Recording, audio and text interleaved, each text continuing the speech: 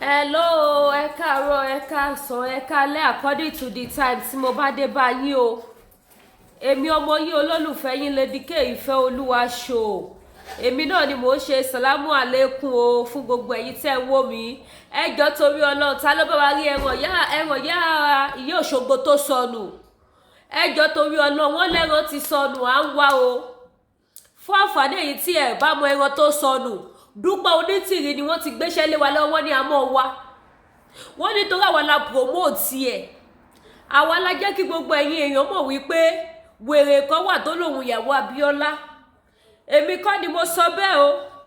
Ẹ bá wa wá ẹran yóò Òṣogbo tó sọnù. Ẹ jẹ́ àjọgbọ́. Ẹ bá wa ṣí ẹ̀ ó lẹ́tìkẹ̀ ó lágbára. Ẹ bá wa máa gbọ́ wọlé o. Kì í ṣe ṣeré o. À ń wá o. À ń wá o. Wanted. Ẹjọ́ à ń wá o. À ń wá gidi o. Ẹ bá wa wá jáde ibi tó bá wà. À ń wá a ò rí. We are looking for her. Ṣé look for her? Yes. We are looking for her. À ń wá a ò rí. Ẹni bá bá wa rí. Kó bá wa sọ fún kù tó dí. Àlẹ́ ẹni bá bá wa rí. Kó bá wa sọ fún wípé abẹ́rẹ́ àlọ́ kọ́nà òkú tó dí. Kèrègbè tó bá o dẹ̀yìn lẹ́yìn odò. Onitiri dẹ̀yìn lẹ́yìn wa o. Kèrègbè tó bá o dẹ̀yìn lẹ́yìn odò. Dúpẹ́ Onitiri dẹ̀yìn lẹ́yìn wa. Kèrègbè tó bọ́ dẹ̀yìn lẹ́yìn odò. Ìjìnlẹ̀ Marcus dẹ̀yìn lẹ́yìn wa. Kèrègbè tó bọ́ dẹ̀yìn lẹ́yìn odò.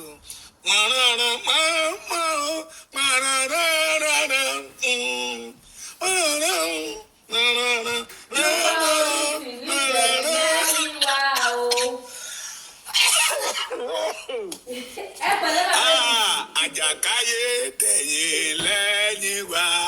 Kèrègbè tó bọ́ dẹ̀yìn lẹ́yìn odò. Bàbá àwẹ̀ ọmọ ìláwẹ̀ Èkìtì dẹ̀yìn lẹ́yìn wa. Kèrègbè tó bọ́ dẹ̀yìn lẹ́yìn odò. Fátádé ọmọ Ìkọgòsì Èkìtì dẹ̀yìn lẹ́yìn wa. Kèrègbè tó bọ́ dẹ̀yìn lẹ́yìn odò. Samuel Ìdòwú ọmọ Abẹ́òkúta dẹ̀yìn lẹ́yìn wa. Kèrègbè tó bọ́ dẹ̀yìn lẹ́yìn odò. Kèrègbè tó bọ́ dẹ̀yìn lẹ́yìn odò.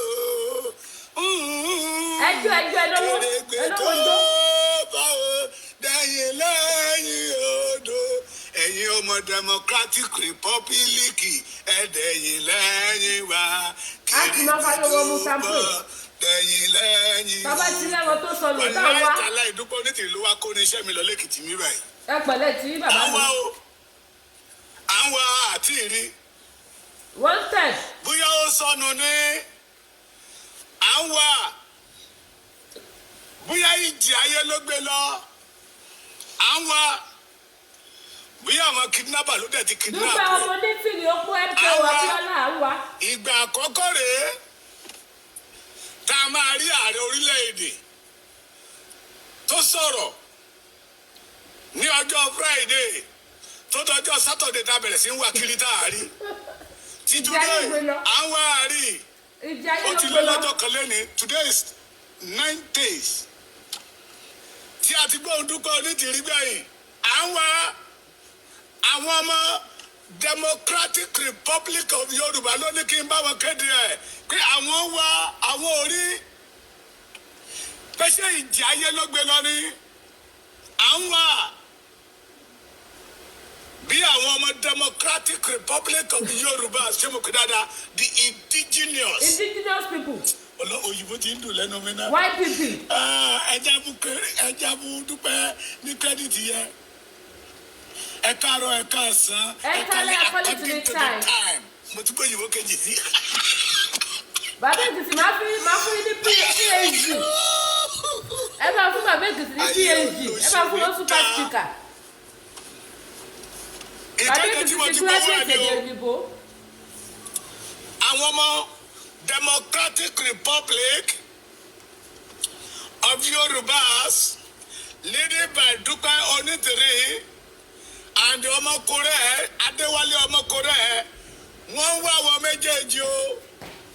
Wọ́n ní ìyàlẹ́nu ló jẹ́ fún wọn. Bóyá kidnapper ló kidnap wọn ni. Bóyá ìjì ayé ló dẹ̀ gbé wọn lọ nípa láwọn ò tí ì mọ̀. Pé bí wọ́n ti bá wọn sọ̀rọ̀ tán, àwọn rò pé wọ́n máa jáde síta kọ́dẹ̀ máa rí ààrẹ wọn ni kẹjọ máa jó káàkiri gbogbo ilẹ̀ Ìbàdàn. Tó bá jó kúrò ní ilẹ̀ Ìbàdàn tán, kó bọ́ sí Ògbómọ̀ṣọ́, from Ògbómọ̀ṣọ́ to Ọ̀yọ́, from Ọ̀yọ́ kọ́dẹ̀ gẹ̀rẹ̀ sí Ọ̀ṣun, kẹ̀rẹ̀kẹ̀rẹ̀ wọn náà máa jó dẹ́kìtì jíjó Oǹdó dé Ògùn, wọ́n wá parí ijó yẹn sí Èkó. Ìgbà tí ilẹ̀ bá máa mọ́, wọ́n wá Gbogbo Onitiri tí wọ́n rí o. Ẹjọ́ ẹni bá máa bi tí Dúpẹ́ wá o. Ẹni bá mẹni tó gbé Gbogbo Onitiri o.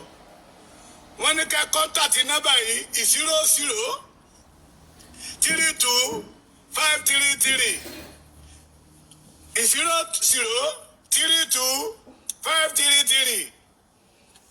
Àwọn ọmọ Democratic Republic of Yorubas náà fi ìkéde yẹn síta. Àbùkù máa ka láṣejù gbẹ̀yìn ni.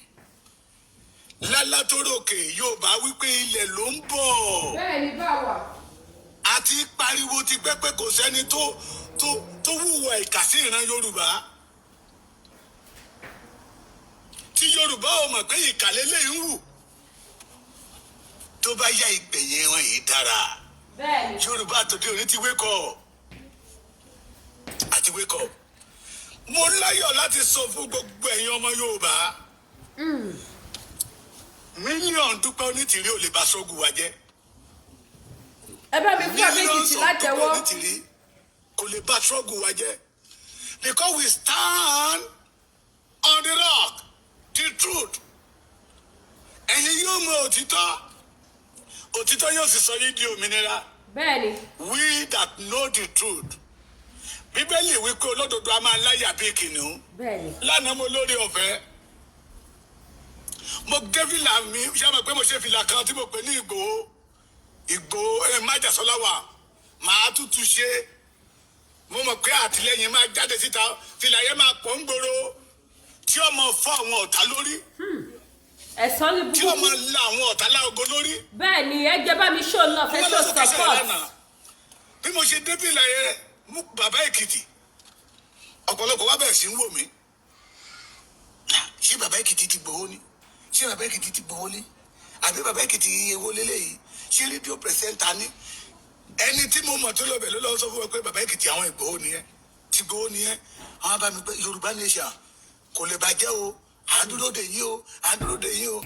Ẹ bá wa kí bàbá wa Ìgbòho o. Ẹ bá wa kí bàbá Akíntóyè o. Kò ní bàjẹ́ o. Irọ́ lọ̀tá ń pa o. Ìyẹn ni wípé àwọn ọmọ Yorùbá ti mú òtítọ́. Òtítọ́ ti sanwó dòmìnira. Ní ìjẹta mo lórí ọ̀fẹ́ láti bá one of top police officer in Èkìtì yẹ sọ̀rọ̀. Àwọn náà mọ òtítọ́, wọ́n mọ àwọn tó dà lóru. Tí wọ́n bá bí mẹ́tàlá àti mẹ́tàlá ó di mélòó? Gbogbo Onitiri kó jáde síta. Níbi tí àwọn ọmọ Yorùbá kan wà tó jẹ́ pé bá a ti pe Yorùbá ní ọmọ ọlọ́gbọ́n. Bí a ti pe Yorùbá lọ́mọ ọlọ́gbọ́n, mo kí gbogbo ẹ̀yin bàbá mi Abíọ́dún Abẹ́ àyín torúkọ yín ti lọ sókè. Àánú Ọlọ́run yóò wá yín rí. Adénẹ́kẹ̀ Elizabeth ìyá Yáàdì yóò dára fún yín màmá mi. Àmín. Iṣẹ́ Olúwa ò ní bàjẹ́ látọwọ́ yín o. Àmín. Kọ́lá Ọláwọlé Adégbọlá yóò dára fún yín. Níbi tí orí àwọn ọmọ Yorùbá kan ti kú tó jẹ́ pé ohun tó yẹ kó fi ṣọgbọ́n náà fi ń tẹ̀lé ẹ̀rìn. Bóyá òṣì ló dorí wọn kodò ní ẹ̀yìn nìkan kọ́ lè yà ń jẹ. Àwọn bàbá wa ìgbàanì wọ́n ní tí ìyà bá jẹ èèyàn máa ń gbọ́n ni. Bẹ́ẹ̀ni. Lọ́bí máa ní pé òṣì pààyàn ayọ̀ ni máa ń pààyàn. Tí ìyà bá jẹ èèyàn máa ń gbọ́n ni. Tó bá bá mi sọ̀rọ̀ máa gbé kalẹ̀ máa fọ̀rọ̀ yẹn sí wẹ́wẹ́ máa tútù papọ̀. Tí mo gbé síbẹ̀ yìí rìsọ́ọ̀tì tó máa fún mi lélẹ́yìí tí mo gbé síbẹ̀ yìí kí n tó take decision. Apariwo fún yín pé Gbogbo Onitiri have nothing. Is a scam. Apariwo fún yín pé Gbogbo Gbogbo Onitiri is a Onitiri fake. scam. Gbogbo Onitiri olóore kan tó fẹ́ ṣe fọ́mọ Yorùbá.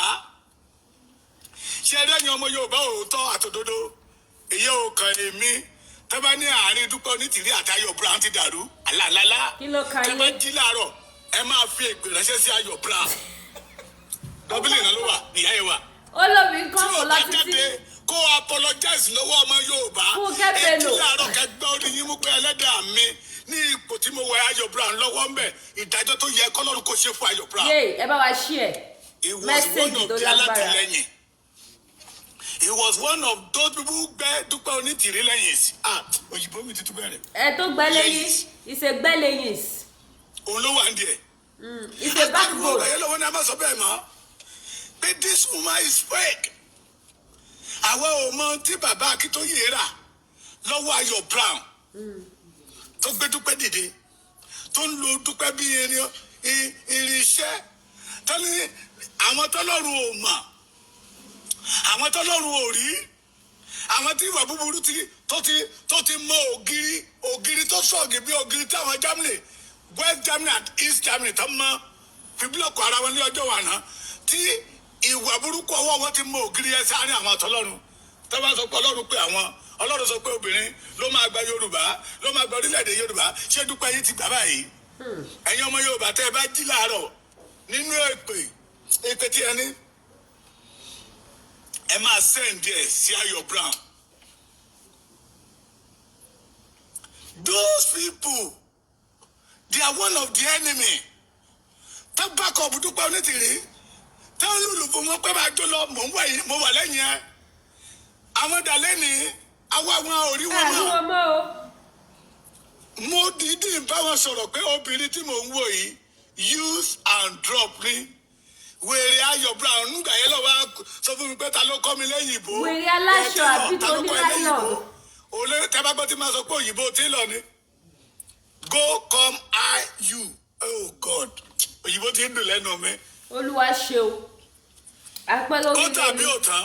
Ó tán o. Ènìyàn tí ò mọ̀ náà tó lóun fẹ́ fi yín mọ̀ náà mà pé gbogbo yín jọ máa wọgbó lọ ní Bàmí Àbásádọ̀. Bàmí Àbásádọ̀. Ikú ò ní pa ẹ́, àrùn oníṣẹ́. Àṣẹ. Ẹ̀jẹ̀ ó gbáyé ní Àbásádọ̀. Ikú ò ní pa ẹ́ o, Àbásádọ̀ mi. Àrùn oníṣẹ́ ẹ́ o, Àbásádọ̀ mi. Ẹ̀jẹ̀ ó gbáyé ọmọ òní o. Ó máa dá abóyé ni kò ní bàjẹ́. Lára àwọn alátìlẹyìn mi nìyẹn. A ní bàbá Èkìtì yínmúyínmú kómi àyínmú pẹ̀gànpẹ̀gàn Kómi àpẹ̀gàn Àbásádọ̀ ó ṣáàyè lójoojúmọ́. Yóò dára fún yín bàbá mi. Ẹni tó ń pera rẹ̀ ní Ajìjàngbara, it was not on the record. Èèyàn kan pè mí lẹ́nà wọ́n ti declare ẹ̀yin Yorùbá nation as a terrorist. Mo ní Nigeria government wọn bí wọ́n dá débẹ̀. Go and check the record ẹ̀yin ọlọ́mọ̀wé bẹ́ẹ̀ ṣe máa ń wo provide àwọn èèyàn lórí social media. Ẹ má bínú mo ní kàtá ni àwọn tó ní ṣàmùṣà tí bojú mi jẹ́ òre. Tẹ́lá ti fẹ́ máa pè mí bàbá Òsénì pa Òsénì bàbá lẹ́kẹ̀ẹ́ tó pé bàbá Èkìtì pa Òsénì bàbá Èkìtì ọ̀rọ̀ àwọn Onítìrí ti padà di kọ́mẹ́dì. Ìyá mi èṣù bí yìí arówólò owó ò ní tán nínú ayé yín bàbá mi ìyá mi. Àmì àṣẹ. Ẹ̀yin tẹ́ ẹ mọ̀ bá ṣe ń wo provide èèyàn nínú ṣe social media ní àbúrò àwọn ẹ̀ṣẹ̀ ń pè é. Go and Google Professor Adebanji Akintoye. Tẹ́ bá máa sọ̀rọ̀ ẹ̀ dáadáa wá ní the leader campaigners for agitated for Yoruba self-determination.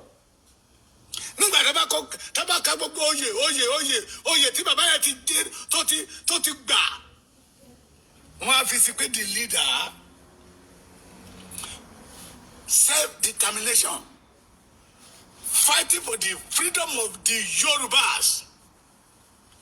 ẹ wá kúrò ń bẹ̀ ẹ kàn bá mi tẹ Sunday Adéníyì Adéyẹmọ ẹ má fi Ìgbòho òṣàṣì.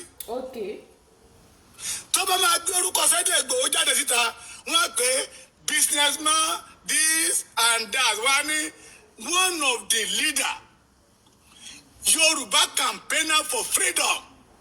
ìyẹn ni pé wọ́n ti mọ Sunday Ìgbòho ní ajìjàngbara.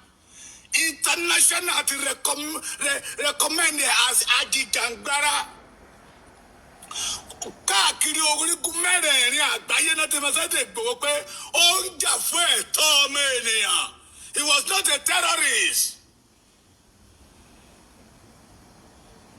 He was not a destroyer like Gbogbo Onitiri. Ẹ tún wá ràn mí lọ́wọ́ níbi tí ẹ ti gbọ́ ti bàbá Akíntóyè tí ẹ ti gbìrì ti Sunday Ìgbòho ẹ wá kọ Dúpẹ́ Onítìrí aya Abíọ́lá ẹ̀kọ́ bẹ̀ Dúpẹ́ Onítìrí Abíọ́lá bó ṣe máa pe orúkọ ra ẹ̀ wọ́n kàn máa kọ́ wọ́n lè kọ́ bẹ́ẹ̀ Dúpẹ́ Onítìrí tó the late politician MK Abíọ́lá ló bá tó ayé yín adájáde gọ́gù ló bá tó. ẹ̀yin tẹ́ fẹ́ kú torí lè ní kí èsè ṣòfàbù Abíọ́lá family. lẹ́yìn yẹn mọ́. So all over the world know that what is Dúpẹ́ is doing is he kíni ó tako òfin ọba yìí pé méjì láàfin òyìnbó náà máa governor cannot pay méjì in a state.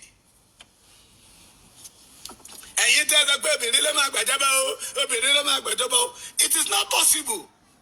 tí ẹ bá fẹ́ gba orílẹ̀-èdè kò sí àgbààgbà kankan tó wà lẹ́yìn yín tó wúlò kò sí ọba ìlú kankan lẹ́yìn yín tá a lè tọ́ka sí kò sí ẹni tí a lè dárúkọ pé àmúyangànrè nínú ìran Yorùbá why are you deceiving yourself? wo wọ́n yìí máa pa lára yín tó pọ̀. mo fẹ́ sọ àwọn ọ̀rọ̀ kan lẹ́nìí fún gbogbo àwọn ọmọ Yorùbá ẹ fojú kòkòrò ńlẹ̀ o. ẹ fò lè lẹ o ojú kòkòrò pẹ̀lú tó kú bá sáyé dọmọ bọ̀tá. làwọn bàbá wa gba ní fi kọ́ ni pé ọ̀rẹ́ ṣòtítọ́ ká lè rí jà ẹ́ gbè ọba òkè ń bẹ lẹ́yìn aṣòdodo mọ́tò tí mo wà náà yìí torí pé mo gbọ́ràn náà ṣe gbélé mi lọ́wọ́ àwọn tó sọ pé owó Yorùbá nìṣẹ́ ni mo fi rà á torí pé mo gbọ́ràn ẹni tí ò bá ti fọgbọ́n lọ́gbọ́n ṣọgbọ́n irú wọn ní wèrè àwọn tó dúró gẹ́gẹ́ bí ọ̀tá sí bàbá Akíntóyè àwọn bí bàbá Michael Awẹ́ ọmọ Ìlàwẹ̀ Èkìtì ni wọ́n Fatade is from Ikogosi. I will mention their name today. ẹ bá wa pa wá mo ti mú pamọ́ tẹ́lẹ̀. ẹ bá wa tẹ tọ́pọ̀. Nígbà táwọn wà ní Christ school bàbá Akíntóyè ń lo seniority lé wọn lórí ta ni òṣèwé rí torí pé bàbá Akíntóyè ń lo seniority léyìn lórí ẹ wá ń gbógun ti Yorùbá lẹ́nìí àbí bẹ́ẹ̀ kọ́ àwọn tí mo dárúkọ yìí di àtẹ́ni nọ́mbà níjọ́ tó pè mí ẹni tó mú wọn wá tó fún wọn ní nọ́mbà mi ni bàbá Awẹ́ ó wà ń bàdàn lọ́wọ́lọ́wọ́ a máa wá nìkan gbogbo ẹ̀yìn tẹ̀sán pé ìran Yorùbá ò ní ṣe rere ẹ bẹ̀rẹ̀ dáadáa ẹ wá padà síbi ìpanu this December bàbá Awẹ́ ó ní ẹgbẹ́ kan tó kójọ ní Canada ẹgbẹ́ ìtẹ̀síwájú ọmọ Yorùbá Toronto Canada tó bẹ̀rẹ̀ dáadáa bàbá yẹn sẹ́ndì owó or going to 1 million torí wọ́n sẹ́ndì twice ká fi ṣe sticker ká máa pè káàkiri ẹ̀dẹ̀ rí àwọn sticker yẹn gbà yẹn lọ́wọ́ tí mo pè àwọn ló ń ṣe é tá tún sọ fún mi pé tó bá ti tẹ́kí ní òjijì nígbà tí Dúpẹ́ gbé lọ́dẹ ìjì ayé gbé bàbá Ìwẹ́ lọ àtìyàwó wọn. wọ́n pọ̀ bẹ́ẹ̀ tí jí gbé lọ wọ́n pọ̀ bẹ́ẹ̀ wọ́n yapa. Ọlọ́run má jẹ́ parí ayé mi síbi tí ò dáa o. wọ́n sọ gbogbo ẹ̀ di yẹ́lẹyẹ̀lẹ. wọ́n bẹ̀rẹ̀ dáadáa. wọ́n parí ẹ̀ sínú tíráàpù Gbogbo Onitiri. àwọn ọmọ Èkìtì àwọn ọmọ Èkìtì máa dárúkọ ìyá mi eléni torí akíkanjú ni wọ́n tẹ́ bá ń gbọ́ olórí Èkó ìyá tó yẹ kẹ́nìyàn máa fi yan gàn láwùjọ ni. ìyá mi rí jẹ́n ọmọ Ìlàwẹ̀ ni wọ́n ìyá tó yẹ kẹ́nìyàn máa fi yan gàn láwùjọ ni. wọ́n dá ẹgbẹ́ kan lẹ̀ àti Ọ̀túnba Ìròbodò l'Amẹ́ríkà wọ́n pè ní àpérò Èkìtì pé àwọn ò fẹ́ kí Fúlàní ó ọpẹ́rẹ́tì lẹ́kìtì pé wọ́n jí èèyàn pa Fúlàní kidnap èèyàn lẹ́kìtì àwọn ò fẹ́ the majority of them tẹ́tẹ́ ẹgbẹ́ yẹn lẹ̀ they are not in Yorùbá land here majority of them London, Canada, America, Europe àwa mẹ́ta or mẹ́rin tá a wà ń bẹ̀ tá a wà ń lé me myself baba pa Òsèní bàbá Èkìtì Akọgun Ìgbòho Òòṣà Ifátòsí Ìgbòho MK Ìgbòho àwa mẹ́rin tá a wà ń bẹ̀ nìyẹn the rest wọ́n dẹ̀ ń ṣiṣẹ́ yẹ pé tẹ́bá náà gbọ́ fún ní bíbá yìí wọ́n ní ẹ lọ́bẹ̀ we go bàbá awẹ́ yìí nígbà tó tẹ̀lé Dúpẹ́ Onítìrí òun ló fọ ẹgbẹ́ yẹn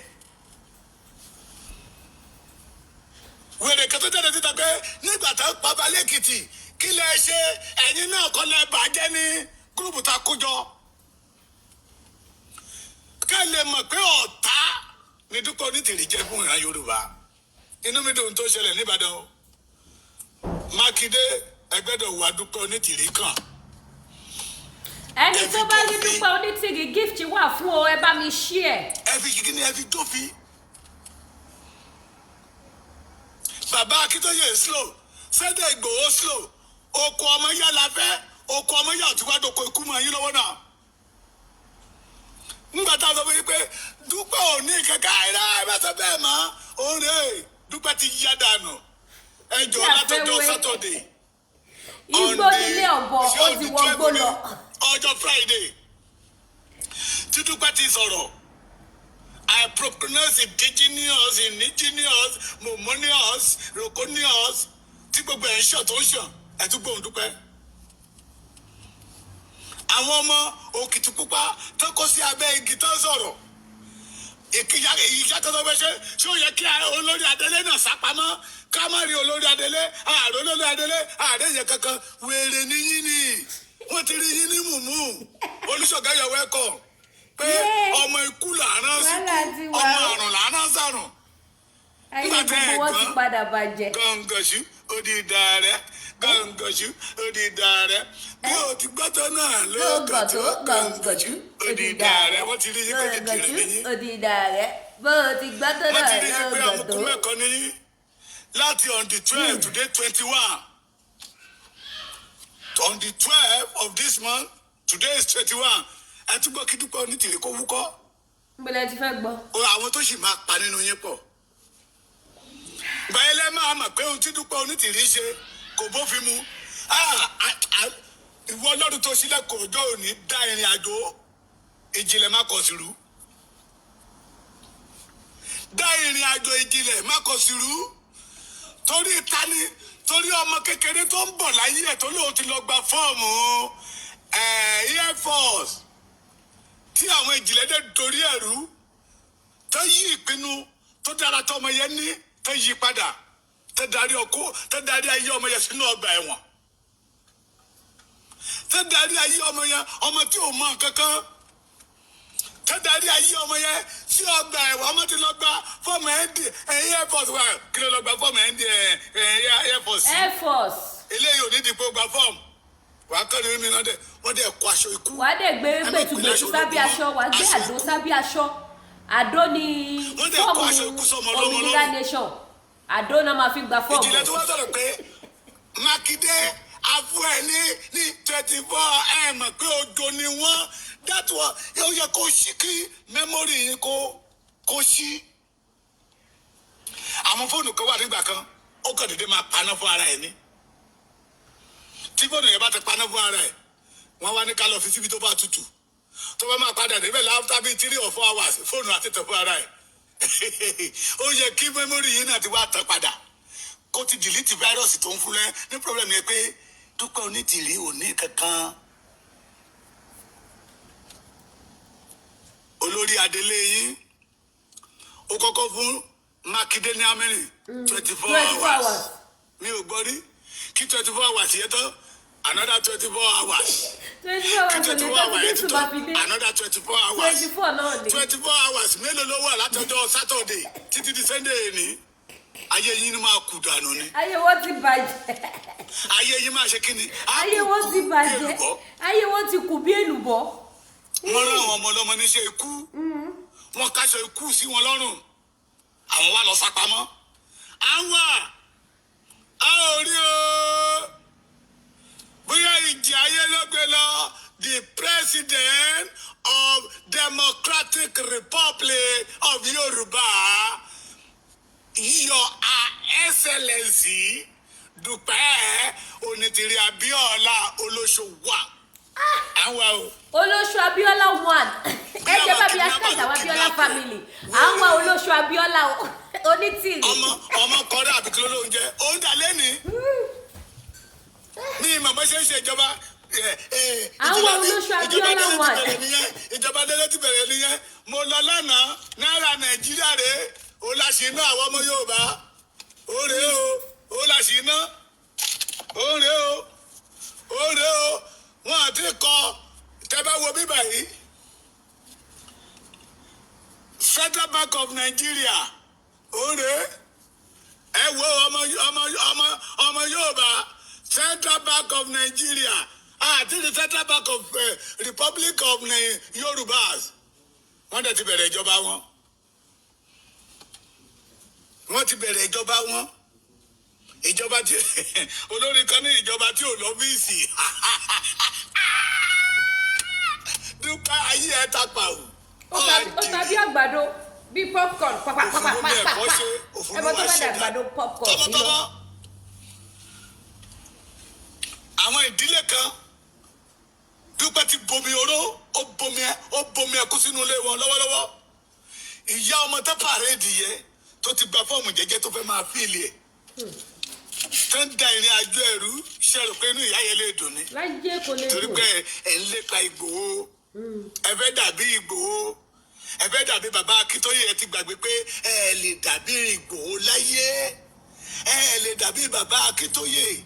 Ẹ̀yin ọmọ Yorùbá. Ibi tẹ́ ti máa mà rèé. Lẹ́nu ìgbà tí Ìgbòho sílé. Ó pàṣẹ sí Ìbàràpá. Àwọn èèyàn wọ́n ya lọ bóbẹ̀. Ìlú wo ló tún pàṣẹ fún Ìwéré Ilé? Àwọn èèyàn ya lọ bóbẹ̀. Àbí bẹ́ẹ̀ kọ́? Bẹ́ẹ̀ ni. Ìgbòho fẹ́ wá ṣòkú ìyá ẹ̀. Àwa pẹ́ gbéra lẹ́kìtì mi báyìí àwa àtàwọn odò. Nígbà tá akọjá Ìlọrin láti ń wo àwọn èèyàn tó ti dúró de Ìgbòho ní Ṣakí. Tó lọ bí omi. Ẹ lè dàbí Ìgbòho láyé. Olótìtọ́ a máa láyà bíi kìnìún. Olótìtọ́ a máa lérò lẹ́yìn. Àwọn ọmọ Yorùbá tó tọ́ amẹ́ni tó ń fẹ́ kí ìran Yorùbá ó nísinmi. Àwọn ọmọ Yorùbá tó tọ́ amẹ́ni tó lọ́rùn gbé dìde gẹ́gẹ́ bíi Mẹ̀sáyà. Àwọn ará Ìgbòho mọ̀ mi ò lè sọ o. Ó lè dọ̀là kọ́lọ́run ó yí ìtàn padà o. But lẹ́nìí nígbà tá a ṣòkú ìyá Ìgbòho ní Ìgbòho rí population èèyàn bẹ́ẹ̀ rí. Gbogbo hòtẹ́ẹ̀lì tó wà ní ìlú tó wà lágbègbè wọn. Ó kún kò sáyé mọ́. Bàtà àwọn adébẹ̀ àrò hòtẹ́ẹ̀lì gbà mọ́. Èmi gan fẹ́ gba hòtẹ́ẹ̀lì lẹ̀ síbẹ̀. Àwọn tẹ́ bá wo tí àwọn tó bá lọ sí Ìgbòho kọ́ máa já mi nírọ́. Ní ọjọ́ mẹ́ta àwọn kan ti wà mẹ́ta látọjọ́ Wednesday, Thursday, Friday. Ọjọ́ mẹ́ta yẹn. Ọlọ́dẹ ìlú yẹn gan inú wọn máa dùn. Torí àwọn èèyàn á rìn káàkiri gbogbo ìlú ni. Arìnmọ́jú ni. Ẹ ṣàṣe fún mi. Roundabout kan wà ńbẹ̀ láago 2 òru àwọn èèyàn wá dá patí lẹ́mẹ̀. Láti gbà ti dá Ìgbòho lẹ̀ ní ìlú Ìgbòho wọn ò lè sọ pé àwọn rí population irú èèyàn bẹ́ẹ̀ yẹn rí. Bíbélì ní pé èmi mọ àwọn títẹ̀mí I want to tell you, mommy, the Yoruba know those people who is working day and night to make Yoruba great, to make Yoruba survive. We know them. We know them. And the man, what they want to use Yoruba to make money. Money. They will have to money. To make name. Get them out tell Yoruba. I'm a one. Gbogbo yín pátápátá lè pè máa pa. Àṣẹ. Àti bọ́ọ̀ alágbádá tó sọ̀rọ̀ ẹ̀dí bàbá lé yín lọ́rùn. TV nìyàn joyè ẹni tá a fi joyè TV nìyàn joyè káàkiri. Gbogbo yín lè ikú máa kánjú pa yín ni. Ọkọ yẹn lọ jẹ aláṣọ gbogbo. Nígbà tá a tún máa kúrò ní alẹ́ Friday, mo mà rí imú mi máa sọnù, mo mà rí ètè hey. Mọ́tò tó tẹ̀lé Ìgbòho Sunday ọmọ Adéyẹmọ Ìgbòho ṣá òṣèré jàre bàbá mi Matthew Tèmítọ́pẹ́ wọn làwọn wà mẹ́. Mọ́tò tó tẹ̀lé Sunday Ìgbòho láti Ìgbòho town dé Ìbàdàn over 250.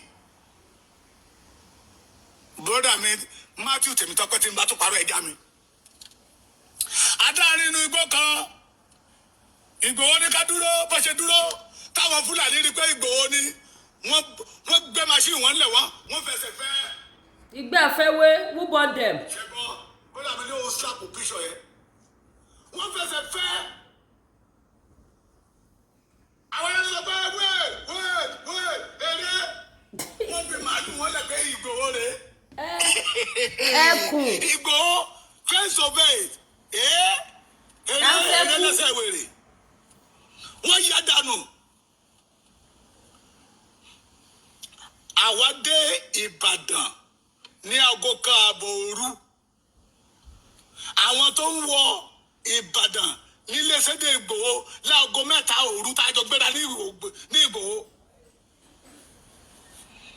Mọ́tò yìí tábàkà mọ́tò yẹn ní 1 2 3 over 300. President kan ò lè lóru ẹ̀. Because everyone share subscribe to YouTube channel with notification bell. Torí pé a mọ àwọn títí amẹ̀yàn títí wá. Ìgbòho stand for the freedom of Yoruba land. Kì í ṣe bí Dídúpẹ́ Onítìrí. Tó ti sá lọ, à ń wá àárí. Bóyá ikú ti gbé ẹnu ni. Dídúpẹ́ Onítìrí bá jẹ́ ọmọ ọkọ lóòótọ́. Kó bọ́ta. Dídúpẹ́ Onítìrí bá sọ pé òun tó ṣe ẹni kó jáde síta gbangba. Èwo ni ìjọba kọ́nà. Ìjọba Facebook. Ìjọba kọ̀rọ̀. Facebook ló gbà ni. Àtolórí Adélé wọ́n ti yá dànù. Wọ́n ṣe declaration ní on the 12th Friday. Kílẹ̀ tó mọ́ wọ́n ti fẹsẹ̀ fẹ́. Wọ́n wá lọ sórí social media. Wọ́n bí Ṣèyí Mákindé dá. Ṣèyí Mákindé was not in control again. Ṣe jáde síta kẹ́yìn àti Ṣèyí Mákindé face to face. Àwọn wẹ́rẹ́ àwa tó mú we give Ṣèyí Mákindé ẹ má bá mi lọ́ba like ó ti ń jó wọn. We give Ṣèyí Mákindé 24 hours yẹ pé we give Ṣèyí Mákindé another 24 hours ó kó lórí 24 hours títí today on the Friday they parade those people at court. Àwọn ọmọ ọlọ́mọ àwọn lọ́yà dẹ́ sọ fún wa pé there is not ignorance ṣé mo kò dáadáa ignorance èmi náà fẹ́ máa sọ̀rọ̀ bí àwọn nígbà tí mo wà lọ́dọ̀ bàmí àbásádọ̀ tó ń bọ́ ọmọ wọn sọ̀rọ̀ mo wá wo pé ṣé àwọn àbásádọ̀ ń lọ ni kíákíá ó dẹ̀ ti yí fàṣì yẹn síta Amẹ́ríkà náà okay Amẹ́ríkà ti mẹ́ẹ̀tì ignorance wọ́n ní wọ́n recognize ignorance in court of law. Ẹ dára tí mo wá dá Amẹ́ríkà ẹ dára èmi ò wá Amẹ́ríkà Ìkẹjà Àdúgbò Onítìrí o. Irọ́ ń parọ́ fúnra òkèèrè irọ́ yín rèé o. Òkèèrè irọ́ yín rèé. Mo wá lu àkókò yìí. Let me see what my brother Matthew Tèmítọ́pẹ́ kọ. we park along the way around 7:30 láàárọ̀. Àwa kan ti dé Ìbàdàn ní 1:30. Àwọn ń dé ní 7:30.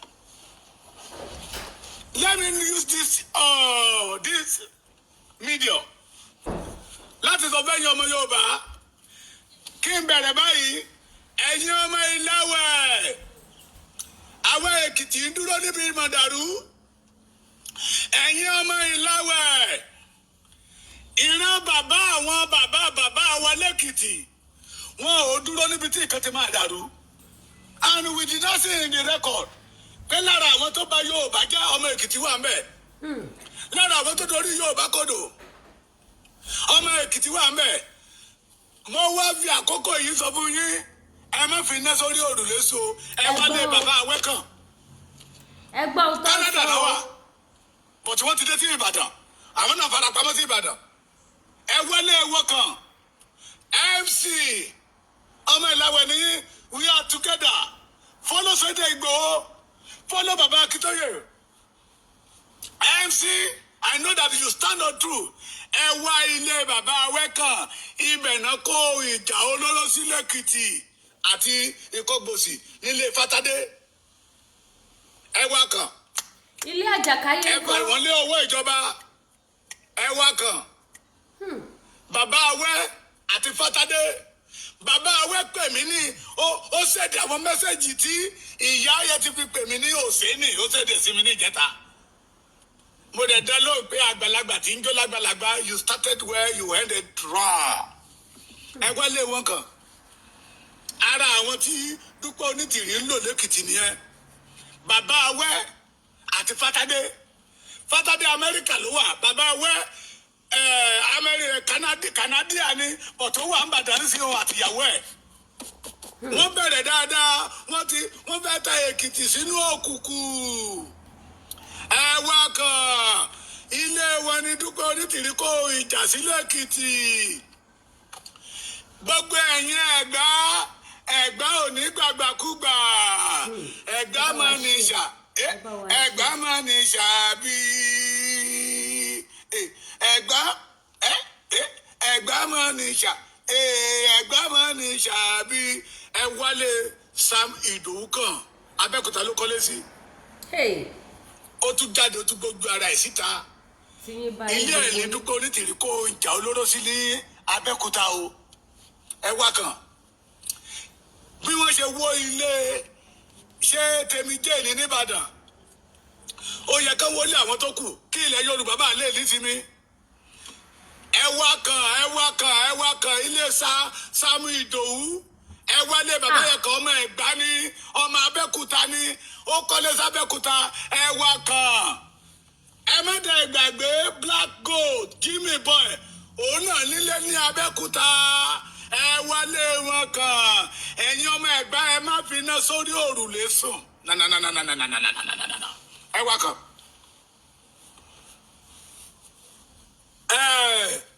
má fi àkókò yìí pé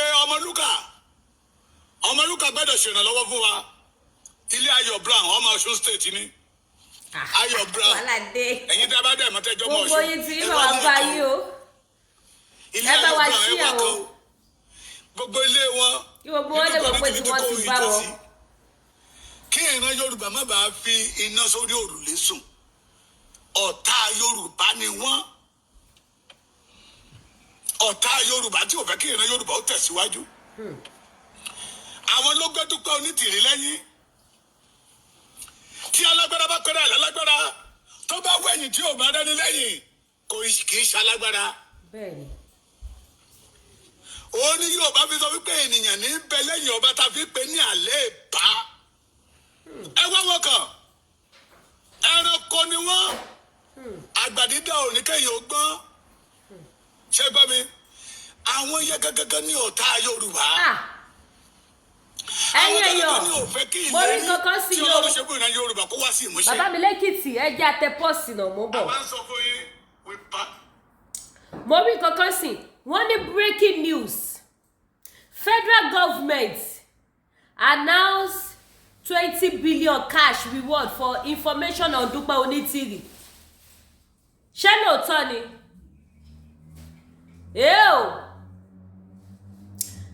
breaking news tí mo rí sí ni mo sọ fún yín o. Wọ́n ní federal government ó gbé 20 billion lé Dúpẹ́ Onítìrí lórí. Ṣé lóòótọ́ ni? Mo rí ní o ṣe fi hàn yín bí tí mo ti rí. Ẹ jẹ́ fi hàn yín. Ṣé ti rí? Ṣé ti rí? Ṣé ti rí? 20 billion on Dúpẹ́ Onítìrí. Ó ti get started. 20 million, sorry.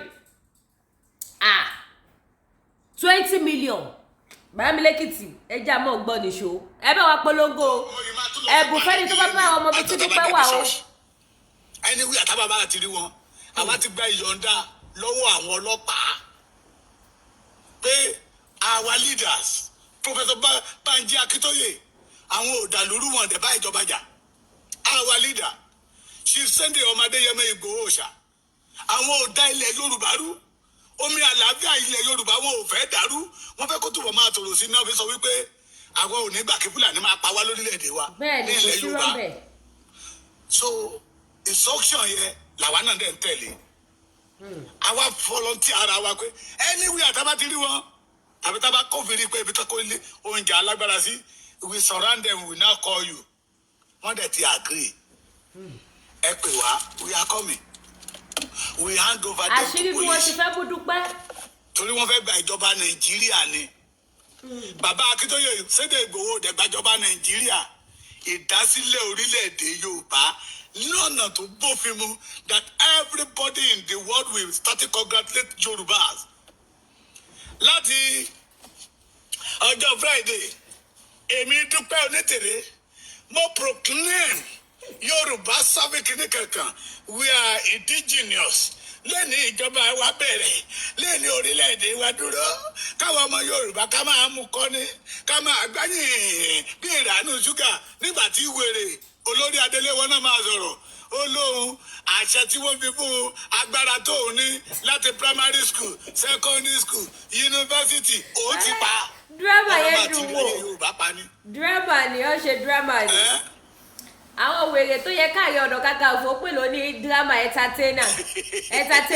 Ṣé ní bàbá Kọ́lá Ọláwọlé Adégbọlá olú ẹni bá ti gbádùn ìyá ọmọ Èkìtì ó gbẹ́ta Láròyé bẹ́ẹ̀ ni ẹni gbádùn ìyá Èkìtì ó gbẹ́ta Láròyé àṣẹ̀ṣẹ̀ bẹ̀rẹ̀ ni o àṣẹ̀ṣẹ̀ bẹ̀rẹ̀ ni o ìtì wọn á di tó bá di wọn á fẹ́ràn àbùkù ti kàn wọ́n. Àbùkù ti ṣe kíni ó ti kàn wọ́n. Àbùkù ti kàn wọ́n ẹ̀sìn wọn ti dé. Ìjọba inú pálọ̀ tí ò lè bójú síta tẹ́tẹ̀ ń tàn yín. How many country látọjọ́ Friday èyí ló jẹ́ ọjọ́ kẹsàn-án. Títú ẹ jẹ́ kí n dá nǹkan mu ohun tí mo fi ń ṣe wo tàbí celebrate ìṣubú Dúpẹ́ Onítìrí ìṣubú ìjìnlẹ̀. Èmi ò tiẹ̀ tí rẹ́dí àti dà nǹkan mu. Ìṣubú àjàkáyé ó ní tí má ti gbọ́ pé wọ́n ti mú Dúpẹ́ ni màá tó wá dà nǹkan sára. Àpè méjèèjì lọ́la mo ní ká wálé àjàkáyé kan ogun ògbẹ́dọ̀ já Àkúrẹ́ o. Ẹ wálé ìbọn bẹ nílé àjàkáyé aṣọ ológun wèrè wọn yẹn ń bẹ ń bẹ wọ́n ṣe pé káàkiri nìyẹn. Ẹ wálé àjàkáyé kan ẹ má fi iná sórí òrùlé sùn.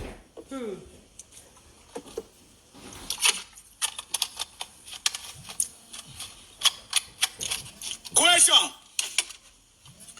Nígbà tí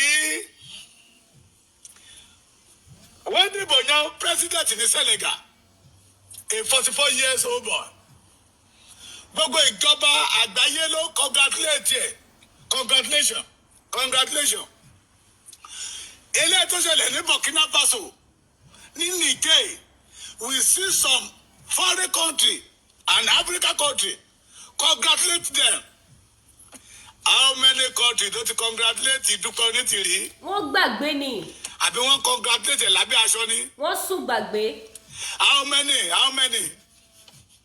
Àwọn tó lọ sórí rédíò ìjìnlẹ̀ tó ń ṣèpè. Bí wúrẹ́ bá bojú ẹ̀yìn. Afẹ́fẹ́ fẹ́lẹ́pẹ́. Àti sọ́gbù ẹ̀wù ọ̀tá wa dẹ̀yìn lẹ́yìn wa. Dúpẹ́ Onítìrí dẹ̀yìn lẹ́yìn wa. How many countries ló ti congratulate yín? Ìyẹn ni pé ohun tí Dúpẹ́ Onítìrí gbé dání fake ni. because tó bá dẹ́pẹ́ lóòótọ́ àti lódodo ní Dúpẹ́ Onítìrí ní backup United Nations, backup Commonwealth, backup almost ṣe 300 country ló wà lẹ́yìn òun ni. Gbogbo àwọn yóò ti ẹ̀ka máa congratulation kí airport tó wà lẹ́kọ̀ọ́ tí kò ti máa wá kò ti máa lọ kó náà wá bẹ̀ sínú àpẹ̀ kó máa thank you kó máa ṣó ẹ̀ka máa rí. Ó ti yẹ kí Sanwó-Olú kó pààkì ẹrù ẹ̀ náà. Ó ti yẹ kí Ṣèyí Mákindé ká má gbọ́rọ̀ ẹ̀ mọ́. Ó ti yẹ kí Jackson Adémọ́lá ká má gbọ́rọ̀ ẹ̀ mọ́. Abẹ́ẹ̀kọ́ ó ti yẹ kí Báò lẹ́kìtì wà yìí ká má gbúrò ẹ̀ mọ́. Gọ́vnà Lọ́kì Lóńdó kó náà ti pamù.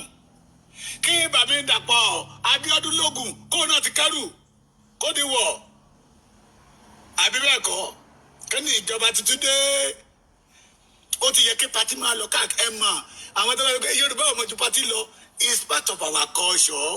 We heritage it in our forefathers.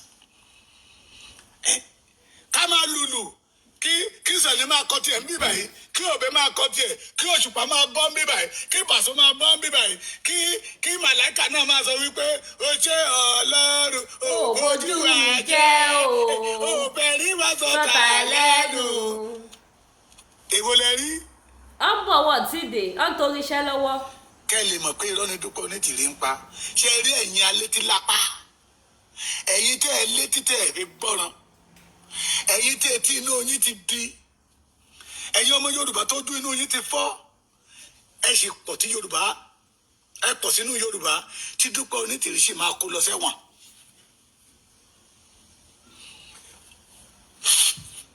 Ẹ pọ̀ tí Dúpẹ́ Onítìrí sì máa kó tó yìí máa wọṣọ ẹ̀wọ̀n fún. Ṣèbẹ́ mi sọ fún wọn ní last month. Wọ́n ò gbọ́. Dúpẹ́ Onítìrí group. Ó pé wọ́n wí tí mo tún sí wọn gbẹ́rẹ́ papọ̀. Ọba òkè lọ́ba Ọlọ́run mi. Lọ́lọ́ ajá kìsẹ̀ kéyà àwọn wèrè. Ọ̀rọ̀ mi jọpẹ́ lọ ò bàbá. Mo rántí jọ àná di àtẹ́nì nọ́mbà. Bàbá awẹ́ Fátádé wọ́n pe máa kan ní Mr Big. Òun ti tètè yọ ẹsẹ̀ nígbà tó ti rí pé irọ́ làwọn eléyìí pa. Àjàkáyé ń bẹ. Ó di mélòó? Ó di mẹ́rin. Mo ti ń gbàgbé orúkọ wọn. Nígbà wọn ò wúlò nu ayé báwo ni o ṣe ní gbàgbé orúkọ wọn. Ayọ̀ Brown bẹ́ẹ̀ ó di 5. Fúnkẹ́ Bello ó di 6. Olórí kò lọ títí. Ẹjọ́ ẹ má bu olórí kò lọ títí mọ́. Ikú ló mẹ́ga ìyá yẹ kákò. Wàláì. He did a great mistake. Wàláì. Tó lè mi ṣe lè sọ̀rọ̀ látijọ́ yìí. Abiyamọ ni olórí kò lọ títí. Wàláì abiyamọ nìyá yẹn. Ọ̀tún Adébájọ́ ń sọ̀rọ̀ kí Dúpẹ́ Onítìrí tó bẹ́ẹ̀ndì ẹ̀ kó tó kíjì Dúpẹ́ Onítìrí tó gbé lọ. Tí máa kọrin nígbà yẹn lọ́hùn, ìyá yẹn ni mo kọrin fún pé jáde ẹ̀mí Onítìrí jáde lára mi jáde lára mi. Jáde. Òun number 7. Fúnkẹ́ Bello number 8. Wọ́n pe ìyá kan náà ní ìyá France ó wà ń bẹ̀. Mi ò fẹ́ dárúkọ ẹ̀. Torí ìyẹn dìídì pé mi pé jọ ọkọ mi ò gbẹ́dọ̀ mọ̀ pé mo wà lẹ́yìn Dúpẹ́ Onítìrí. Òun ti yọwọ́ lẹ́yìn Dúpẹ́ Onítìrí. Ẹni kẹwàá. Bàbá Èkìtì máa fi gbogbo yín ṣẹ́ẹ̀tì ẹlẹ́ṣẹ̀ tó ẹ̀ ṣe wẹ̀bọ̀. Tó bá sọ pé kò sí problem màá ṣiṣẹ́ pẹ̀lú yín. Wọ́n jẹ́ kí n mọ̀ pé gbogbo ohun táwọn sọ àwọn rìkọ́dù ẹ̀ lọ́wọ́. Wọ́n jẹ́ kí n mọ̀ pé ohun tí àwọn ń sọ fún mi o àwọn rìkọ́dù ẹ̀ lọ́wọ́. Mo ní no problem. Pé tí n bá ti agree náà pé àwọn màá bá wọn ṣiṣẹ́ papọ̀. Immediately wọ́n transfer 20 million naira. Wọ́n dẹ̀ mọ̀ pé yìí ní 500 ní tẹ̀tí pọ̀ jù. 20,000 kan yìí ní lọ́wọ́. Òní mo fi sọ wípé òṣì oníkènìyàn ó gọ̀. Wọ́n mọ̀ pé 200,000 gẹ́ ṣàgbá mi. 20 million. Mo wá ní 20 million. Mo wá rẹ́rìn. Bàbá wa dáadé ni wà ọmọ mi ni. Ó máa ṣe bàbá wa náà ní pé mo mọ capacity bàbá Èkìtì. ó ṣiṣẹ́ takuntakun lẹ́kìtì ó lérò lẹ́yìn gan-an ó dẹ̀ lè rìn tòrútòrú lóbìnrin mo rí músẹ́. ẹ bá wa gbọ́wọ́ lèmi fẹ́ kí fídíò ìgùn jù o. sáà ṣe bí iṣẹ́ Yorùbá náà ni. ọ̀nà ṣì jìn o. 20 million yẹn ṣé ká gbọ́ tó báyìí. ṣe rí 10,000 20,000 tẹ́lẹ̀ fún wa ká máa fi ra dátà ká máa fi rí káàkiri yẹn ti tó ẹ̀ ràn wá lọ́wọ́ ni èwo la bọ̀rọ̀ máa fún wa lówó. wọ́n ní rárá o ẹ̀jọ́ iṣẹ́ tá a ṣe ìjọba Nàìjíríà ìjọba mujẹmujẹ ní ẹgbẹ́ lónìí kìíní kẹlẹ́ kan mo wá ní sókè wọ́n wá ní iṣẹ́ tí màmá bá wọn ṣe kì í ṣiṣẹ́ tó lè nà ọ́ kí kàn máa bá wọn lọ sí Kútọ́ lọ́dọ̀ bàbá àti Sunday Igboho. ọlọ́mọ agbẹ́ information wà. kí máa fọ̀rọ̀ lù wọ́n lẹ́nu so ẹni iṣẹ́ tó bá ní tó fẹ́ ṣe the arrangement plan tó wà lẹ̀ kí mi máa fún wọn pé àbọ̀ ẹyọ kan ẹgbọ́n mi bí pọ́ǹtì ẹyọ kan tí n bá wá fún wọn tó bá jẹ́ pé information mẹ́ta ni mo rí mú wá dáàdì mo ti jẹ̀bù 600,000 nìyẹn mo wá rẹ́rìn-ín mo wá ní mi ò torí owó wọnú Yorùbá nation pé àwọn ń wọ̀nà pé kí àárín bàbá àti ìyá ìkógun ni ẹ má jà ṣe ra wa ní ìyá ọ̀sà wọn ní bàbá Akíntayé ò lè ṣe anything ìkíní kan níbi kan mo wá ní wẹ̀ èmi ò ìyìn lè dalẹ̀ Ìgbòho bàbá wẹ́wẹ́ dá mi lóhùn ó léṣe Ìgbòho nation ni mo fẹ́ gbà ní àbí Yorùbá nation mo ní méjèèjì torí nígbà tí ikú gbé mi wánu Ìgbòho dúró ẹni bá dẹ̀ ti fi ibi ṣó lóore ibi ló máa gbẹ̀yìn ẹ̀ I can't do it ibi tí Sunday Igboho bá ti ń lọ ni mò ń lọ ibi tí bàbá Akíntóyè bá ti ń lọ ni mò ń lọ mo ní ẹjọ́ ẹ má bínú that offer mi ò lè ṣe not lo pé bàbá wa ti fún wọn ní account number mi kan bàbá ní àwọn ti ta bàbá Èkìtì àwọn ti lò pé iṣẹ́ ti bẹ̀rẹ̀ ní àwọn ti ta ń bá 50,000 fún ẹ̀ mo ní lákàtì èwo ìyìn ló yẹ mọ̀ mo yà tètè lọ sí báńkì lọ ṣe àtúnṣe mo yà bí 50,000 yẹn mo fi ránù.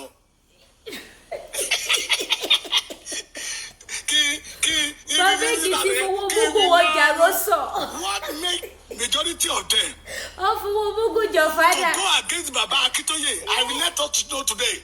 wàhálà wa o. wọ́n kò lẹ́yìn bàbá Akíntóyè torí ipò.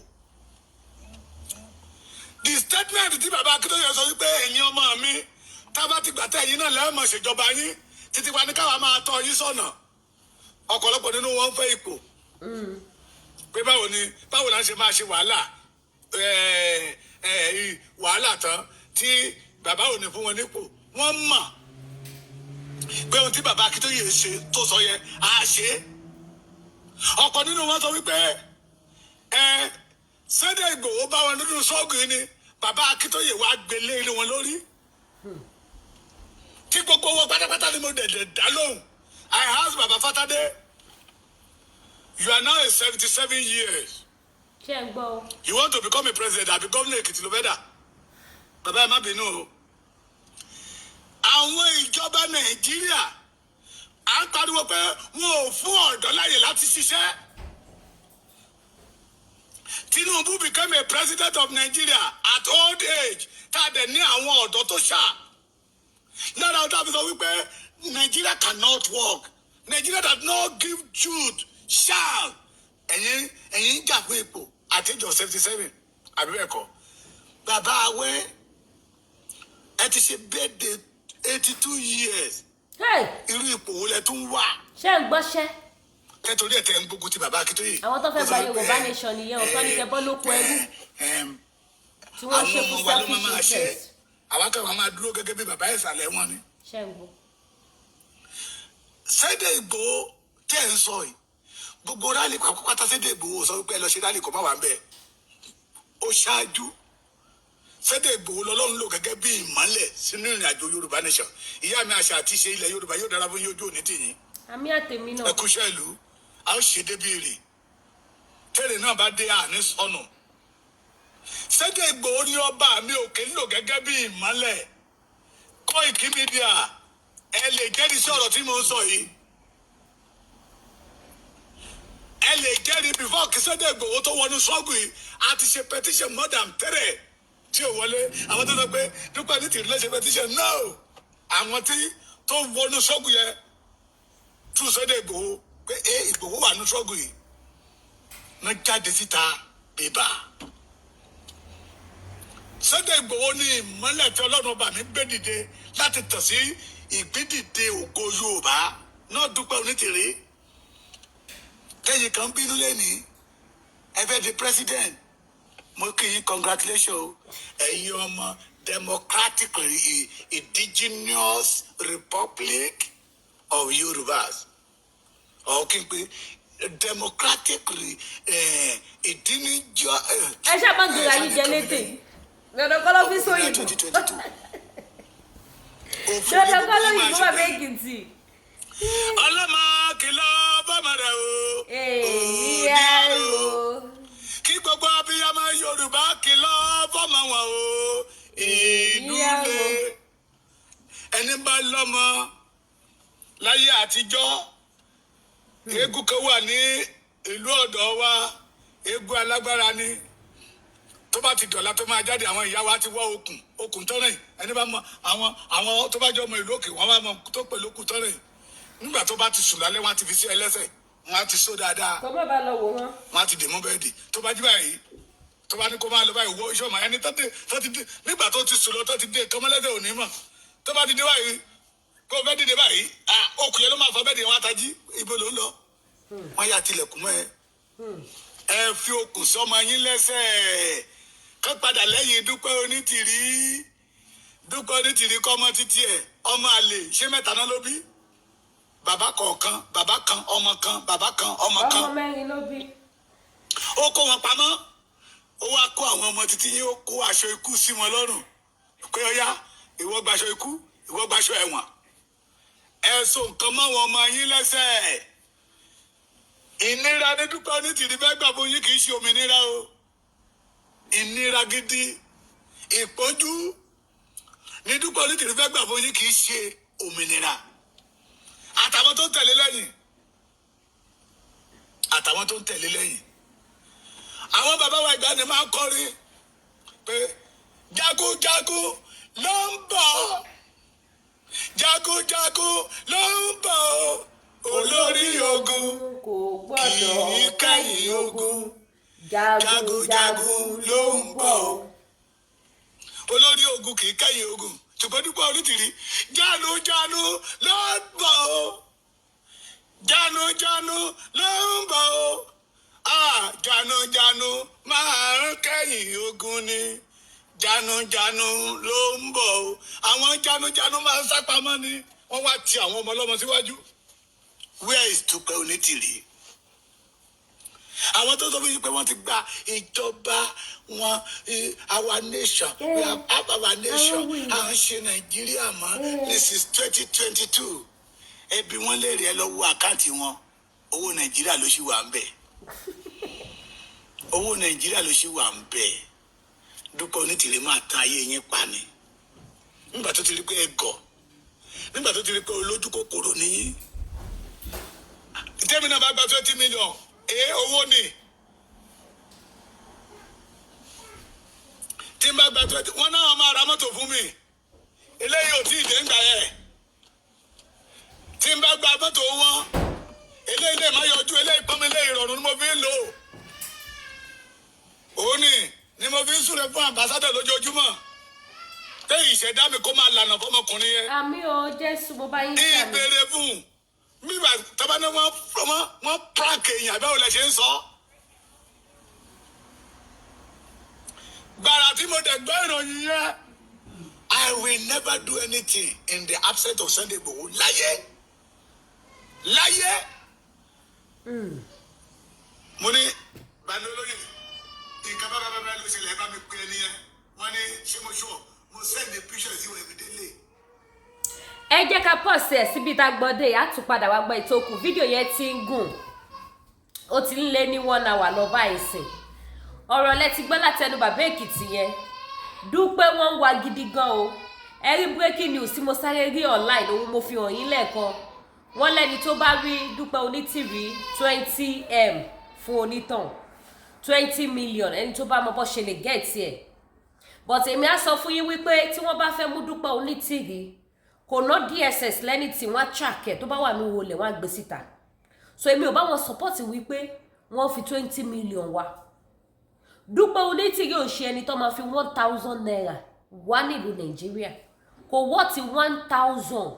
Dúpẹ́ Onítìrí ìyàwó Abíọ́lá tó pèrè ní opó Abíọ́lá opó MKO Abíọ́lá tó ń rán àwọn ọmọ ọlọ́mọ lẹ́wọ̀n láti 2022 tó ti rán wọn lẹ́wọ̀n tó ti rán wọn kọ́ lọ máa hijack radio station kọ́ lọ hijack governor office tí Kọ́lá Abíọ́lá náà bọ́ síta tí yẹn náà sọ wípé kí wọ́n pa àwọn tí wọ́n agitate fún Yorùbá nation. Kò ná ìjọba ní 1,000 naira láti fi wá Dúpẹ́ Onítìrí síta. So that 20 million is irọ́ ló bá dé. I don't support that. But wọ́n wá ẹ̀yin tẹ́ bá mọ̀ pé ní di 20 million lè lọ bá wọn wá jáde but èmi ò ní bá wọn promote pé wọ́n fi 20 million wá. Kò wọ́ ti 1,000. Kò wọ́ ti 1,000 láti fi declare wanted láti fi wá jáde ibi tó bá wà. Bẹ́ẹ̀ ni Lady K Ìfẹ́olúwaṣọ lórúkọ ti tèmi. Ẹ bá mi share, ẹ bá mi pín, ẹ gbé wọ gbòòrò ayé. Ẹ ju wọnú gúrúùpù káàkiri. Ṣẹ́rásìkò yìí ìjó ni a ó fi jó. Ẹ̀rí ni a ó fi rí ohun tọ́ta rò pé ó gbomi lójú wa. Ìjó ni a ó fi jó. Ìjó ẹ̀rín ẹ̀fẹ̀ la máa fàyè Dúpẹ́ àtàwọn group ẹ̀ ṣe. Because ọ̀rọ̀ báwọn lè gbomi lójú wa. Ẹ wo gbogbo àwọn tó sọ níjọ́ kìíní àná pé wọn ò ní gbúrò wa mọ́. Ó tiẹ̀ tó èmi Lady K yìí ẹni bá ní kí n má fi Dúpẹ́ dára tó bá wù mí. Dìmọ́ tí Dúpẹ́ bá ṣe ń claim wípé ìyàwó Abíọ́lá lòun. Ẹni bá ní má fi dára tó wù mí ó ń tọ́ wọn ò ní ṣàwọn tó dáa jẹ o. Because nígbà tí wọ́n ń ṣépè pé wọn ò ní gbúrò yàrá ìyá wọn mọ́ tí wọ́n ń pè sórí live show mi tí wọ́n ń gbé ara wọn ṣépè. Má bá mi ràn mo máa ń dá sunkún yẹn kọ̀rọ̀ yàrá mi ni. Ọlọ́wọ́ sẹ ẹ̀gàn mi dògo ó gbógo fọ́ọ̀lẹ́ mi ó fi ẹ̀rín sí mi lẹ́nu ó fi ìbànújẹ́ ayérayé ó fi sẹ́yìn àwọn Dúpẹ́ fans. Ẹ wá ní má sọ̀rọ̀ ẹ jọ ago talk ago yam ago dẹ́ngẹ́dẹ́ngẹ́ ago post. Ẹ wọ́n pé mi ò kí ṣakọ tẹ́lẹ̀ lórí ọ̀rọ̀ Dúpẹ́ máa ṣakọ máa gara máa ṣe kí ni máa rúga gbogbogbò sókè máa fàyè wọn ṣe kọ́mẹ́dì máa fàyè wọn ṣe jánọ́sì. Ẹ ṣeun gan àníbi jù bẹ́ẹ̀ lọ lórí ètò ilé. Ẹ bá wa pé wọ́n gbòòrò ayé ẹ subscribe sí YouTube channel ẹ tọ notification bell yín. Ẹ má dé gbàgbé gbogbo àwọn product tanta lórí ìkànnì Lady K Ìfẹ́olúwaṣọ bẹ̀rẹ̀ látòrí ti diabetes manpower jẹ̀díjẹ̀dí flat tummy high blood pressure àti bẹ́ẹ̀ bẹ́ẹ̀ lọ ó wà ní ìkàlẹ̀. Bákan náà dẹ̀ làwọn body cream tó gbásíkì tó mú yes gbogbo ẹ̀ náà wà lórí ìkànnì wẹ́ ṣáà pè lórí WhatsApp number máa fún yín ní contact wọn. Ẹ ṣeun gbẹ fún wa ní top up o. Ẹ fàyè Dúpẹ́ ìgbà yẹn náà tí wọ́n ń gbé wá tí wọ́n ṣe ìpèdè tí wọ́n ṣe marathon show tán láwọn ti declare ẹ fún wọn super sticker. Ẹ fáwa náà super sticker sí nígbà tó lọ ti gbógo fọ́ọ̀lẹ̀ wa ẹ fún wa super sticker sísàlẹ̀ comment section. Ẹ ṣé gan mi ò ní wá yín tì ire o.